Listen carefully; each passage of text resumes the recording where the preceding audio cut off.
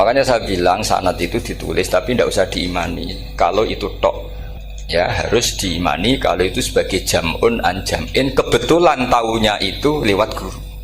Jadi kita cara berpikir ya, sebetulnya semua Quran itu riwayat jam'in an jam'in, dari kelompok besar ke kelompok besar. Kebetulan tahu kita dari satu orang, misalnya Mbak Munawir atau Mbak Arwani atau Gus Najib atau Mbak Arwani dan sebagainya.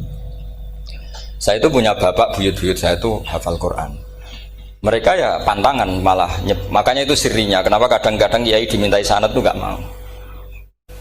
Tapi kalau sudah ahlinya nggak minta pun dikasih. Itu dulu tradisi ulama dulu gitu. Sufyan Ats-Tsauri kalau dimintain sanad santrinya bilang gini, sudah kamu pulang saja. Kalau saya sudah tahu kamu benar, saya datang ke kamu tak kasih sanad. Saya yang datang ke kamu tak kasih sanad. Saya itu punya sanad ya baru-baru. Saya bangun mendekati wafat baru dikasih. Karena nunggu tadi, nunggu kelayakan. Kalau tahu-tahu minta sanad kan gaya-gayanan tok. Terus dicetak di figura. Terus seakan-akan legal jadi muridnya Gus Najib. Itu aneh.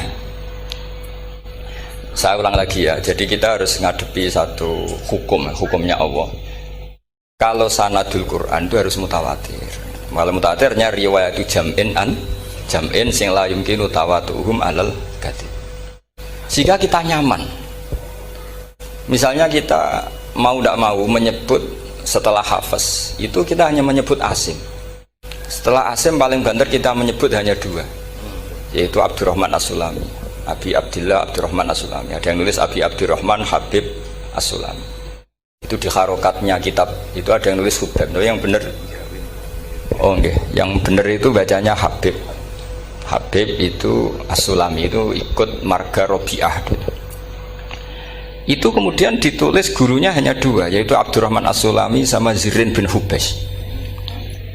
Setelah Zirin bin Hubes, sahabat yang ditulis itu hanya Utsman, Ali, Ubay bin Ka'ab. Ya, Utsman, Ali, dan Ubay bin Ka'ab sama Zaid bin Sabit, hanya 4. Sekarang kita teliti betapa bahayanya itu. Bahayanya begini, Zaid bin Sabit itu orang Ansor. Artinya kalau orang Ansor itu tidak menangi periode Makkiyah. Bagaimana dia bisa meriwayatkan semua Quran sementara dia Ansoriun yang notabene hanya mengenal surat-surat Madaniyah, sementara ayat Makkiyah atau surat Makkiyah itu bawahnya. Dan Ubay bin Ka'ab sendiri itu ngajinya itu tidak banyak, karena dia harus ngaji sama Abu Bakar, Umar. Dan dulu gak mungkin setoran kayak sekarang 30 juz karena masyhulun semua orang sibuk. Sehingga kita harus pastikan zikru fardin min afrodir ruwat atau zikru ahadin min ahadir ruwat adalah implementasi dari riwayatu jam'in an jam'in. Karena ini untuk menjaga status Quran harus mutawatir. Kalian jangan ngawur, itu bahaya sekali. Saya punya banyak tulisan tentang itu, dan karena kalau berupa tulisan itu biasanya terus jadi konsumsi akademik, tinggal seminar terus narasumber untuk duit macam-macam itu. Itu makanya saya tidak mau. Saya itu suka ngaji alami. Sehingga kalau betul saya dikatakan viral itu saya tidak mikir, viral tidak mikir. Saya ini sudah cocokkan sama Gus Dar, mau daftar wali. Syaratnya wali itu gak peduli dengan makhluk. Kalau saya peduli berarti terdegradasi nanti. Sudah cocokkan sama Gus Dar, Gus daftar wali. Angel Gus, sekarang yang peminatnya tidak banyak kata saya. Karena zaman akhir itu peminatnya jadi rektor tadi. Jadi ini nanti dicek saja. Nah dulu mana saya dengan Gus Dar. Karena buyut-buyut saya itu ya sepuh sama sepuhnya sama buyut. Karena buyut saya kandung itu diantara namanya ada Mbak Maksum. Mbak Maksum itu bin Soleh. Mbak Soleh buyut saya kandung itu gurunya Mbak Soleh Darat. Jadi buyut-buyut saya juga kasepuan. Gus ini juga kasepuan. Jadi adu kasepuan. Yang jelas itu entah menang mana tidak tahu. Sing wani rokok berarti menang. Karena berarti berani tidak sopan gitu. Tapi bisa saja menang saya karena legowo. Tadi pamit saya, Gus saya rokok boleh-boleh. Jadi dia lebih keren karena nggak sopan, saya keren karena jembarati. Berarti setingkat lah kira-kira gitu, setingkat. Kalau Gus Hamid karuan pernah Pak Alik ya, nggak berusopan sama Gus Dar, memang ini kan Pak Aliknya. Saya teruskan ya. Jadi anak-anak alumni Al-Munawwir ini yang mau dimaui apa lanyah Qurannya, apa tadi dakwah tadi tafakuh, saya juga nggak paham yang dimaksud Pak Mustaqim itu. Karena apa ya? Ilmu itu ditulis itu sebenarnya berdasar minatnya penulis, bukan berdasar kehendak Allah. Buktinya gini, sebelum ada metodologi penyebaran agama, itu agama sudah jalan. Ditinggal Nabi Wali Songo agama sudah jalan. Penulis gue disertasi dokter enak, weh harusnya gini. Zaman rong nulis mbok tulis, wah agama wis mlaku. Sebenarnya orang nulis itu kan untuk gelar doktoral, untuk kenaikan pangkat. Mana ada kiai-kiai itu menjadi pinter karena tulisan para doktor? Nggak ada. Agama ini sudah jalan tanpa panduan para penulis dokter-dokter itu. Dulu mana ayo mereka dakwah sama panduan tulisannya? Dulu mana? Dulu dakwahnya. Terus itu dianalisis. Oh, terus analisis jadi disertasi. Makanya saya tuh jarang diundang orang mau kalau nggak pernah sepuh. Cuma sial saya yang pernah sepuh ternyata banyak. Akhirnya saya tuh bikin kaidah agak salah dulu. Saya mau diundang hanya yang pernah sepuh. Ternyata yang pernah sepuh itu banyak. Ya kemarin saya datang di hallnya Ki As'ad, terus dia datang di hallnya Pak Hamid. Karena mbah saya kandung itu sepupu sama Pak Hamid Pasuruan. Saya buyut-buyut saya itu orang Lasem sama orang Kudus. Sebenarnya kalau saya mau nakalan itu pakai buyut saya tertua itu, tapi kayaknya enggak lah. Nanti mereka malah ngedu Nabi Adam malah selesai. Karena kalau saya pakai buyut saya yang Mbah Soleh itu, yang gurunya Mbah Soleh Darat itu, nanti sampean pakai Nabi Adam bisa tuntas saya. Meskipun saya mungkin lewat Kobil atau lewat Habil, nanti cocokan lagi. Jangan-jangan jenengan yang lewat Kobil, saya Habil. Malah panjang lagi, nggak tahu aktenya juga nggak. Kira-kira kan delok potongannya. Kalau yang alim kayaknya pantasnya lewat Habil. Gitu. Kalau yang nggak alim ya pantasnya lewat nggak tahu. Campuran ya kombinasi. Tapi begini ya, Quran itu al-mira fil Quran kufrun ya, atau al-jidal fil Quran kufrun. Ada dua riwayat. Memperdebatkan Quran itu kafir. Nah, awal debat itu karena Quran dianalisis. Sehingga karena dianalisis ini sebetulnya yang masuk itu analisisnya apa? Para analis, bukan hakikatul ilm. Misalnya gini, para dosen atau para peneliti itu harus pernah jadi wali. 2 menit saja, tidak usah lama-lama. Karena grup wali juga gak terima kalau ini jadi wali lama-lama, karena ada aturannya. Kalau dalam istilah Syaikhul Qadir Al-Jilani, fasalab tuhalah, kalau orang wali gak layak tak beredel katanya gitu. Misalnya begini, ada kiai yang milih zuhud, cuek terhadap perubahan zaman. Sebetulnya orang analis akan bilang itu cuek, tidak peduli dengan sekelilingnya. Tapi di dunia wali, orang cuek itu mutawakkil ala Allah. Makanya dalam kitab hikam da'id tadbir fama qoma bihi ghairuk la tuqim bihi nafsak. Sudah, kamu tidak usah mikir dunia, ini sudah ada al-mudabbir yaitu Allah Subhanahu wa ta'ala. Kamu mikir, tidak ikut punya kok kamu pikir. Hidayat yang milik Allah, rezeki yang milik Allah, kamu pikir, tidak melok duwe kok pikir. Sehingga ketika dianalis ini orang yang cuek, antisosial atau tidak punya kesolehan sosial, kalau mereka ngamati orang-orang soleh yang tertutup itu. Padahal ini adalah orang yang dekat Allah. Karena sudah makomnya makom apa? Tajrid. Tapi dianalisis meninggalkan apa? Sosial. Lah yang pro sosial, misalnya yang dosen, yang ceramah di mana-mana, dianggap peduli sosial. Jangan-jangan peduli nasibnya sendiri. Karena ya ada untungnya gitu. Makanya seperti ini kalau nuruti begitu-begitu itu tidak ada selesainya. Maka kita harus ngomong sesuai hakikatul amr. Bahwa anak abdun soro fakhri dimna fakri. Jadi kita ini selalu hambanya Allah. Yang menjadi kebanggaan kita adalah mulazamatul fakr, bahwa kita selalu butuh Allah, baik diucapkan maupun tidak. Dan itu ilmunya para wali. Jadi khawatir saya kalau alumni-alumni Al-Munawwir ini menjadi korban analisa-analisa para analis yang belum pernah jadi wali. Itu biasanya metodenya Masya Allah. Misalnya metode hafalan cepat. Indonesia tuh Islamnya moderat. Terus kita cari dari kelompok 73 ini mana yang moderat? Apalagi Islam Nusantara ini kelompok keberapa lagi? Kan terus bingung secara referensi. Nggak apa-apa, kita jadikan hiburan istilah Islam Nusantara, Islam moderat, Islam ekstremis, Islam.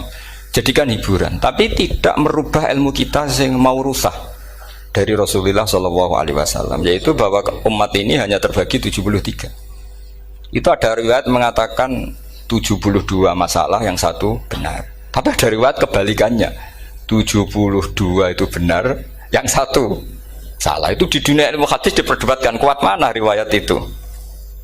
Tapi karena kita ini terlalu mengkonsumsi orang yang nggak ahlinya, ya sudah sepihak tadi, kita hanya menguatkan riwayat yang 72 masalah, yang satu benar.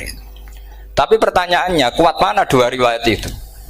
Kita yang ahli sunnah itu baca beberapa teks hadis, itu banyak ahli hadis yang mendukung dua-duanya. Nah, padahal logikanya secara ilmu wal hadis idza tatarraqahul ihtimal saqata anhul istidlal, ya kalau ihtimalnya banyak ya sudah nggak usah dipakai dalil. Tapi kan kita ndak etis ya, karena guru-guru kita juga pakai dalil itu. Tapi sebetulnya di sarah-sarah itu dijelaskan. Apalagi di kitabnya Habib Muhammad bin Abdillah Al-Haddar, mertuanya Habib Zain bin Smith, juga mertuanya Habib Umar Hafid. Beliau termasuk orang yang setuju 72 itu benar, yang satu yang masalah. Ketika ditanya siapa itu Az-Zanadiqah, orang-orang yang sintik. Yang satu kebalikannya, 72 masalah, yang satu benar, siapa itu Ahlu Sunnah wal Jamaah. Nah, kalau kamu mau neliti secara serius, lafaz-lafaz seperti itu polanya sama. Semua ilmu ada pola seperti itu. Misalnya di Quran ada istilah fi yaumin kana miqdaruhu khamsina alfasana. Ada istilah lagi ka alfisanatim mimma ta'udun. Itu kan hitungannya beda jauh, yang satu 1000 tahun, yang satu hanya 50 khamsina alfasana, 50 ribu tahun. Ngitungnya gimana? Ngitungnya gampang saja kalau kita tidak punya tradisi menganalisis. Ketika Abdul bin Abbas ditanya, lalu ke alfasanatin maknanya apa? Khamsina alfasana maknanya apa? Ya yaumun aradahu, itu hari yang dikehendaki Allah. Kamu tidak perlu tahu. Memangnya kalau kamu tahu terus mau apa? Itu kan memang satu ilmu, karena dulu orang itu nggak perlu istighal bima la ya'nihi, tidak perlu sibuk dengan sesuatu yang nggak perlu tahu. Malah orang dulu itu punya jargon wa inna minal ilmi la jahlan. Sebagian ilmu itu jadi bodoh. Misalnya gini, saya tadi kenalan sama Pak Mustaqim, saya tidak akan tanya bapaknya siapa, mbaknya siapa, karena itu tidak penting bagi saya. Yang penting saya itu nyari ilmu yang menjadikan saya diridani Allah. Sehingga orang dulu itu kalau kenalan itu nggak pernah tanya, karena dianggap nggak penting. Itu makam sama, kamu tahu 100 tahun itu apa, atau 50 tahun itu apa, 1000 tahun apa, itu tidak penting. Jawab Abdul bin Abbas, wasal amma yurdika, kamu tanya apa yang menjadi ridhonya Allah Ta'ala.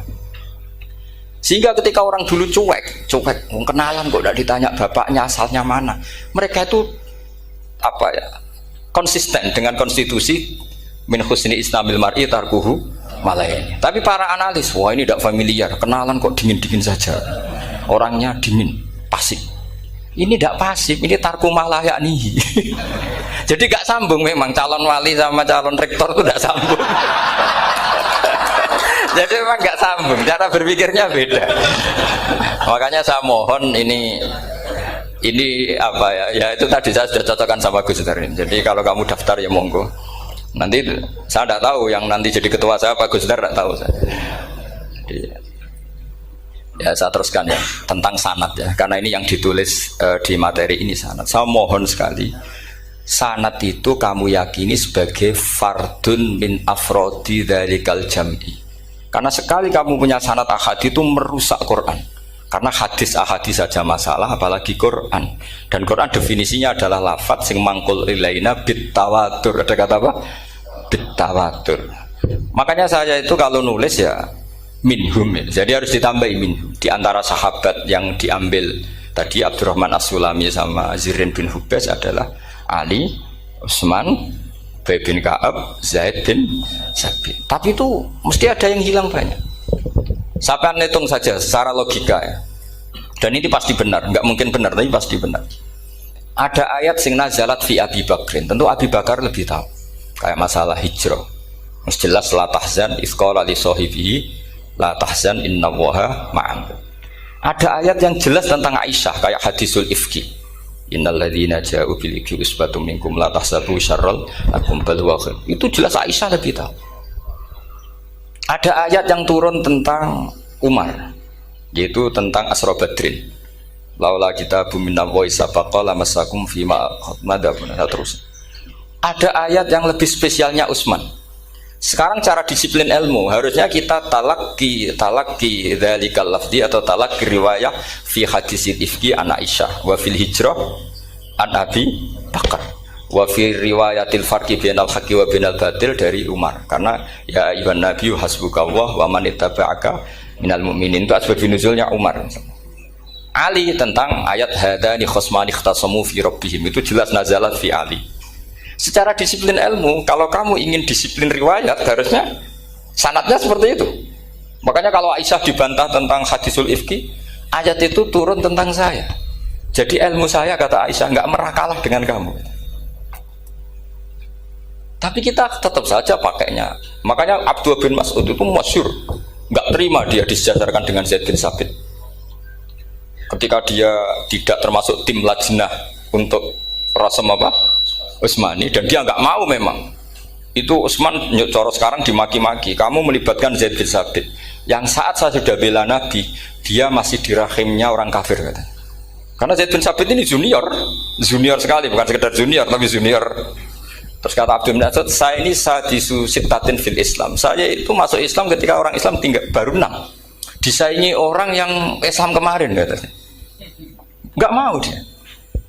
Dan itu bukan keangkuhan tapi profesional. Ya tadi harusnya kita mikir kenapa sanad Quran hanya lewat orang-orang yang notabene ansoriyin. Mestinya kan nggak menangi periode surat-surat apa? Makkiyah. Maka kita butuh menyebut banyak sebetulnya. Maka saya mohon meskipun tulisannya hanya Ali, Utsman, Ubay bin Ka'ab, Zaid bin Sabit, di hati kamu tetap minhum apa? Di antara sahabat yang kebetulan mudawwan terbukukan itu. Karena ini bahaya kalau dalam ilmu riwayat, karena Quran harus riwayat itu jam'in anjam. Saya beri contoh betapa pentingnya orang-orang yang enggak ahli ilmu. Orang enggak ahli ilmu, tapi barokahnya tawatur. Tawatur itu ya mutawatir. Meskipun harus lewat mungkin takdirnya medsos atau TV atau mubalek atau orang enggak jelas-jelas, enggak apa-apa, sementing ila darajatid tawatur. Pernah ada seorang khotib, masyhur itu cerita itu. Saya punya kitab yang dikarang oleh orang alim tapi jenisnya jenis peneliti. Meskipun nanti pas analisisnya saya juga agak setuju, tapi ya riwayatnya saya setuju.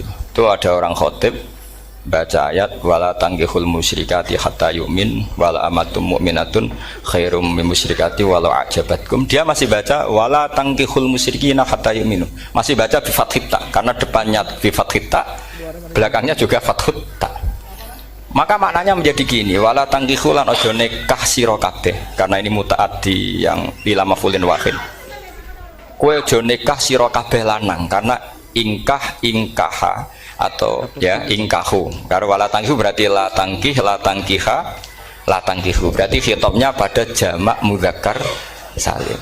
Wahai para lelaki muslim, kamu jangan nikahi lelaki musyrik. Wah, itu si Arabi itu tersiksa.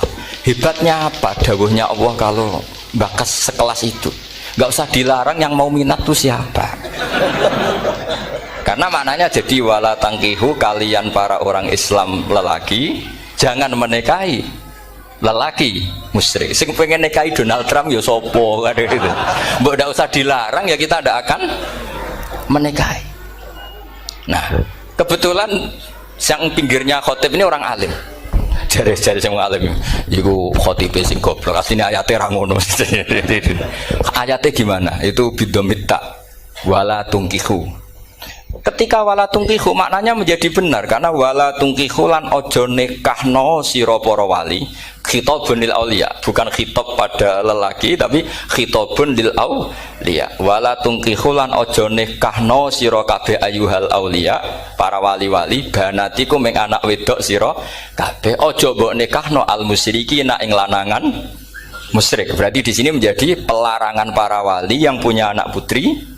Wali dilarang menikahkan anak putrinya ke lelaki musyrikah. Jadi itu kamu kalau ngaji itu jangan sembrono, jangan pas kiai ini ngantuk wala tangkihu lolos terus dapat sanad wala tangkihu. Oh, saya pas setor yang nggak ditegur itu kemungkinannya kan dua kiainya tidak pati dengar. Paham ya? Atau kamu ngawurnya pinter sehingga nggak konangan, nyerobot saja. Tapi bagi kita ahlul ilm itu fatal betul. Sehingga orang-orang ahlul ilm itu mesti mengharokati sekian mawadi uzalal istilahnya, karena bahaya. Jadi ya, saya ulang lagi ya, mestinya bacanya wala tangkihul musyrikati hatta yu'min bi fathita. Itu betul, wala tangkihul lan ojo nikah sira kabeh lanang Islam ke ojo nikah al musyrikati ing wadon perempuan musyrikah. Tapi kalau yang kedua harus dibaca bidomit tak wala tungkihu lan ojo nikahno sira kabeh para wali ai banatikum maf'ul bih awal dibuang ing anak wedok sira kabeh ojo mbok nikahno al musyrikin. Tapi sekali dibaca wala tangkihu maka kualitas maknanya itu seperti tadi. Wahai para lelaki mukmin jangan nikahi lelaki musyrik. Makanya si Bedui ini tanya, apa betul itu kalamu? Wah, iya. Masa Allah ngendikan sekacau itu? Kecewa dia, masa ada ayat Quran yang dipuji-puji Jamiul Kalim kemudian kualitasnya seperti itu. Jare wong alime, yo khotib sing goblok orang ngono. Artinya apa? Ketika Quran dibaca secara salah, entah makhrajnya, entah halafatnya atau harokatnya, ini Arabi saja tahu. Karena Arabi pun punya adzauqus salim. Karena adzauqus salim tidak didominasi para mukri atau para kiai atau para ahli Quran. Orang yang salimatuz dzauq juga bisa. Sehingga pernah ada seorang khotib juga, ini cerita-cerita Bedui. Orang khotib pidato khutbah, fawarabbis sama'i wal ardi innahu lahaqqum mislama annakum tantikun. Demi Tuhannya langit dan bumi, bahwa apa yang dijanjikan Allah pasti terjadi. Lahaqqun itu maknanya terjadi.